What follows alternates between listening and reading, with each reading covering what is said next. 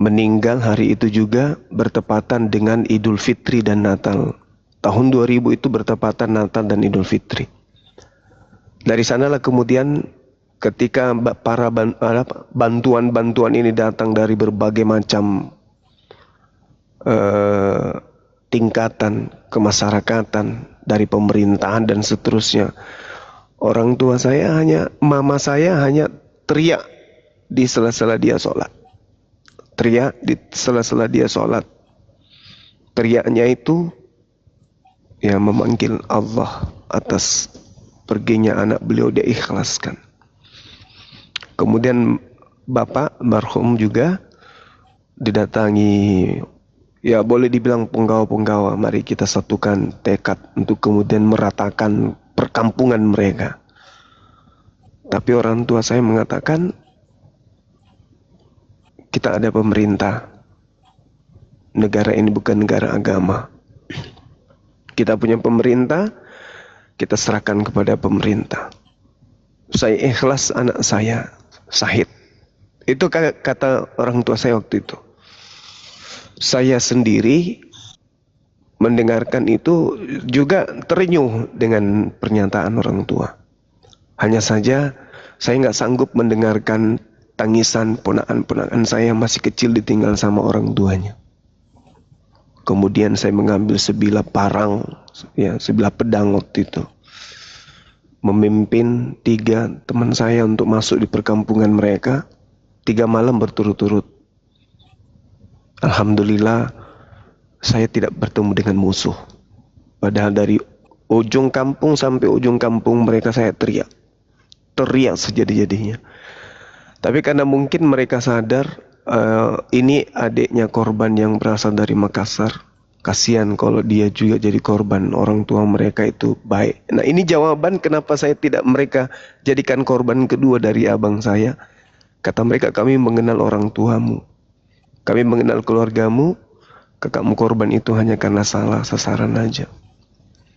Dari sejak itulah kemudian singkat cerita orang tua maksa saya balik ke kota Makassar. Hari ini juga anak itu harus kembali ke Makassar karena kalau tidak dia akan memperkeruh suasana. Saya sampai di Makassar, saya berpikir panjang. Kami dari kecil bersama dengan orang-orang yang beda akidah, tetanggaan kita kecil bermain bersama. Kok jadi kayak gini ceritanya? Akhirnya adakah solusi untuk itu? Nah, muncullah pemikiran saya. Oh, mereka ini nggak paham tentang Islam, mereka ini nggak paham tentang kebenaran, bahkan paham tentang Bible aja mereka ini tidak. Yang mereka tahu, mereka anak Tuhan, mereka ajaran kasih, tapi mereka tidak mengerti tentang seluk-beluk munculnya doktrin dan dogma itu yang mencuat di permukaan. Mereka nggak ngerti isi dalamnya. Akhirnya saya belajar. Belajar ini pun, sahabat-sahabat sekalian, saya mendapatkan pertentangan dari keluarga. Keluarga menentang keras. Sampai beberapa buku-buku saya yang terkait dengan perbandingan agama itu disobek habis-habisan. Laptop saya jadi sasaran, semuanya jadi sasaran. Tapi saya tidak pernah berhenti. Kenapa? Karena saya melihat masih banyak orang yang menyembah kepada selain daripada Allah. Saya harus berjuang, saya harus minimal ya sekian 0%, kemudian 0 sekian persen kemudian yang bisa meninggalkan ajaran tersebut. Dan saya juga belajar Quran, belajar pelan-pelan, belajar. Oh ternyata memang ada seruan untuk menyampaikan Al-Quran ini kepada orang-orang kafir, pada orang-orang di luar Islam. Saya semakin semangat kemudian. Berjuang seorang diri di Facebook, kemudian pindah ke WA, kemudian pindah ke Zoom. Di Zoom bertemu dengan teman-teman, ada Akhi Sugi di antaranya. Setelah di Zoom, anak-anak ini, orang-orang ini ajak saya pindah lagi ke TikTok. Saya ikut ke TikTok, merambah ke TikTok. Setelah kemudian di Zoom itu sudah kurang penghujat, bahkan nggak ada. Hanya saya pindah ke TikTok. Nah di sini kita ketemu kemudian dengan teman-teman, sahabat-sahabat semuanya. Akhirnya muncullah orang-orang yang menawarkan bagaimana kalau bikin yayasan. Akhirnya saya iakan. Yang pertama mengajak saya buat yayasan kemarin itu almarhum Ko Stefan, ya Ko Stefan almarhum dari MCI. Begitulah singkatnya. Akhirnya kita berdebat. Jadi tak ada tendensi kebencian itu, nggak ada. Sama sekali nggak ada. Benar yang dikatakan oleh Ustadz kita. Tak ada kebencian di Islam itu terhadap orang-orang kafir. Karena kaidahnya Rasulullah sendiri mengatakan bahwa dia sangat membenci orang yang membenci kafir yang tidak memerangi Islam. Bukan temannya, bukan umatnya. Dia akan menjadi musuhku, kata Rasulullah.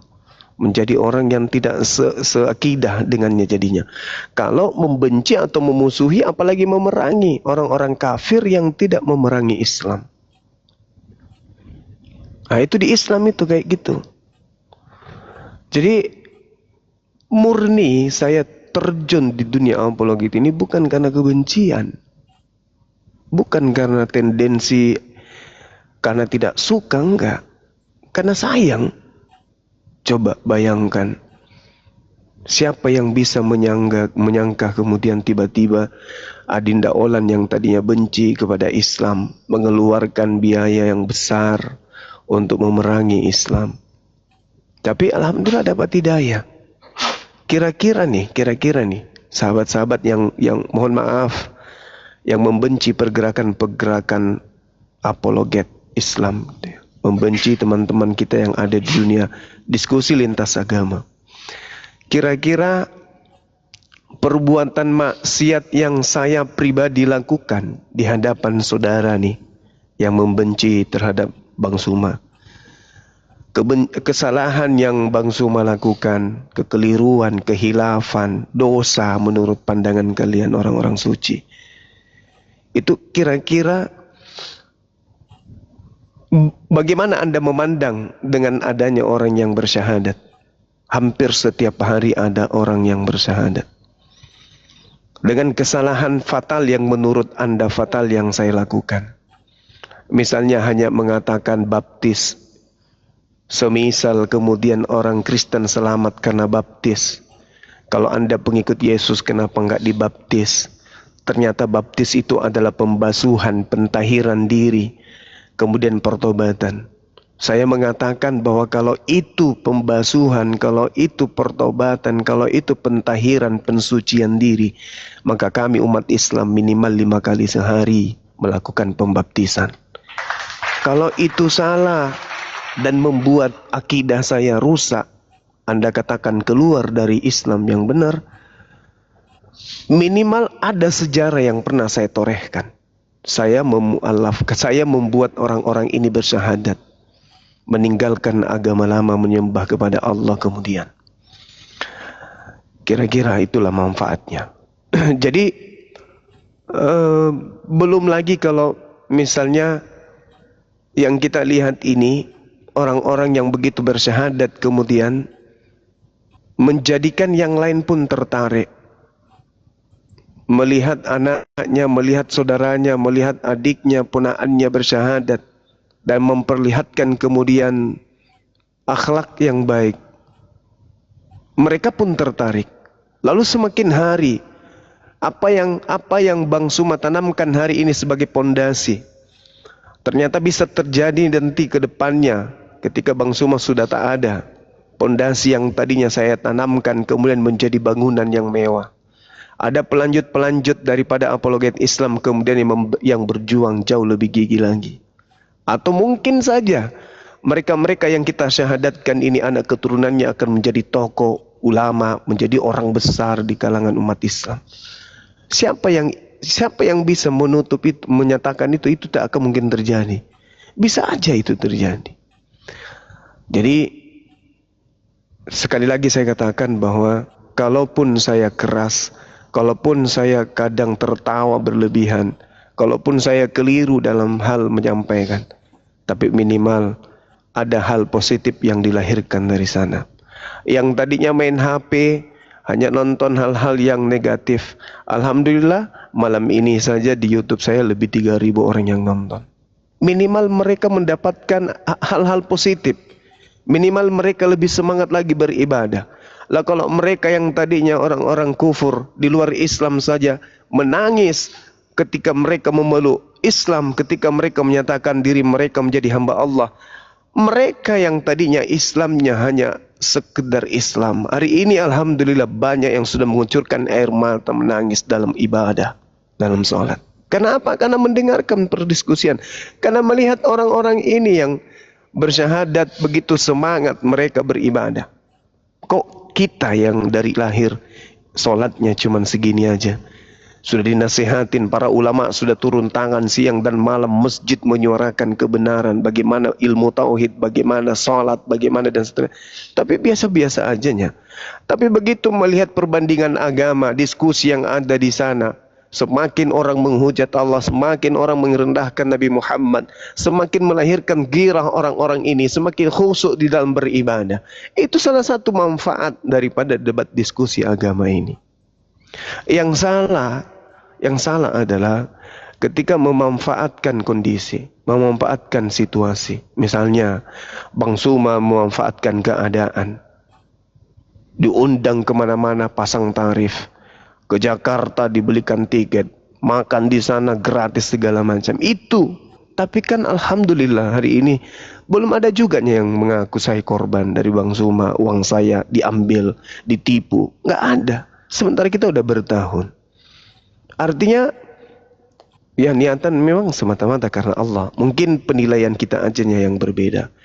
Atau mungkin dari cara saya yang salah, atau cara saya yang keliru kemudian.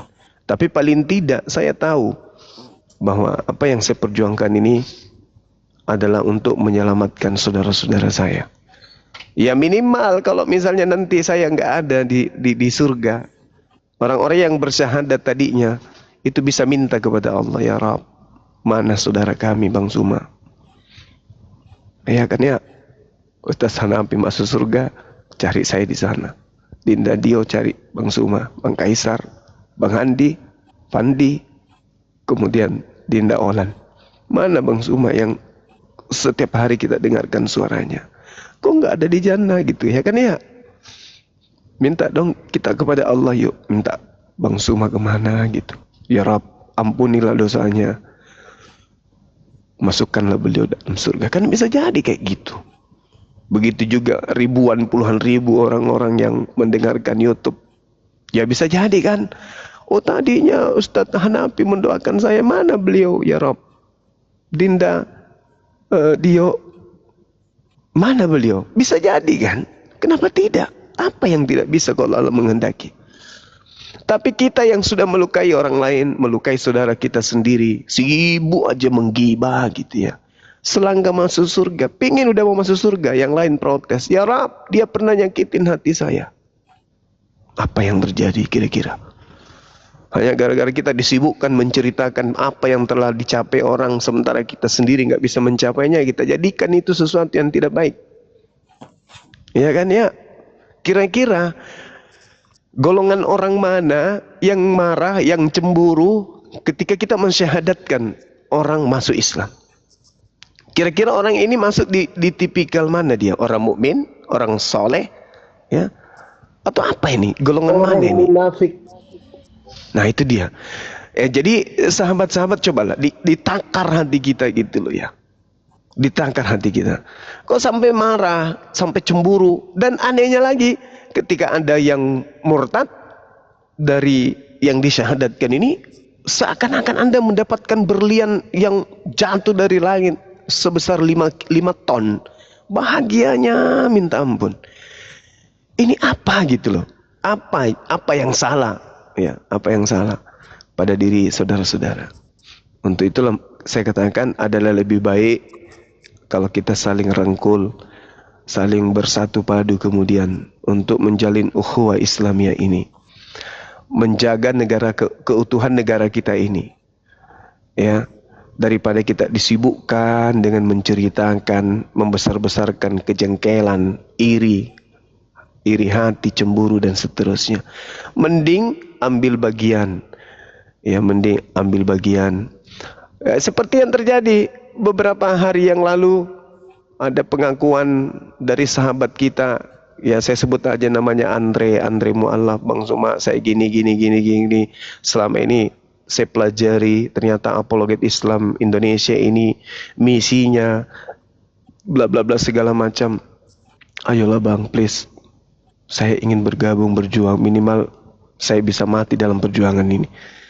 Ya saya hargai niat sucinya. Mending kayak gitu. Yang tadinya keras, tidak suka dengan api, yang tadinya tidak senang, maksudnya gitu ya kan ya.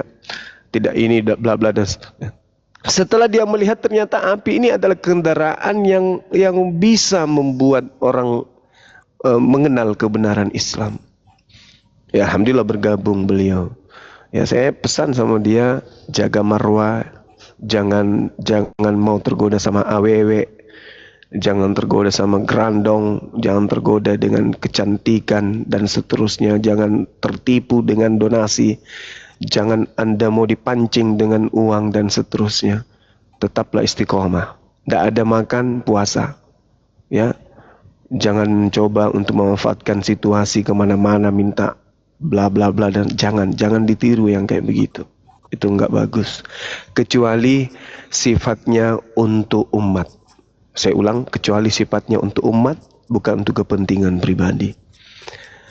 Ya saya kira begitu, Bang Handi, bahwa kesimpulannya saya terjun di dunia seperti yang kita lihat hari ini itu karena Allah. Mudah-mudahan sampai saya meninggalkan dunia ini, niatan saya itu tidak pernah berubah sedikit pun. Demikian Bang Handi dan yang lain. Amin ya Allah. Amin. Insyaallah luar biasa. Saya izin sebelum